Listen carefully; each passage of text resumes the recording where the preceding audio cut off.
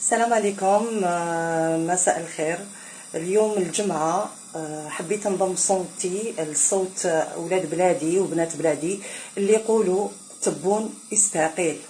وي يستقيل تبون. أنا في 2019 صارت لي مؤامرة وأنا أستاذة في التربية، واضطريتوني أني نيغوسي معاكم ونقدم استقالتي اللي قبلتوها في 24 ساعة.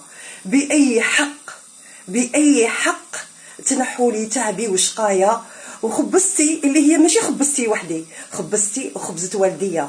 تبون انت بكيت لي والديا، انت بكيت لي الام تاعي والاب تاعي اللي تعبوا عليا وداروني استاذه بالقراد. انت ديت لي القراد ابخي دي زاني، عطيتولي عاودتو دخلتوني ليدوكاسيون وهبطتولي من القراد تاعي. ما نسمحلكش الى يوم الدين. لازم تستقيل.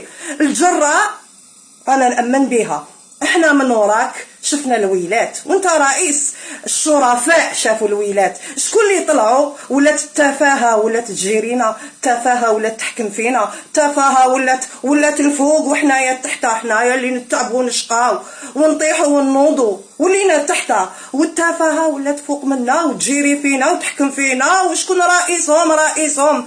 تبون ولا بو تبون؟ ما نحب نعرف عليك، ما نحب نعرف على باباك لا على يماك. نعرف اني حقي ودخلتوني لوبيتال انت وجماعتك، دخلتوني لوبيتال. نتمنى لك ماشي لوبيتال، نتمنى لك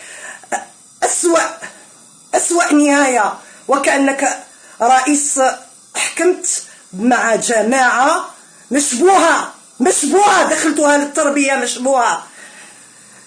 فرحنا كي دخلوا للحبس، فرحنا كي تمرمدوا، نفرحوا حنايا باسكو تعبنا وشقانا. جابوهن والدينا، سلامت والدينا في دراعنا وفي كتافنا، واحب من احب وكره من كره. نورمالمون تستقيل وتروح خير.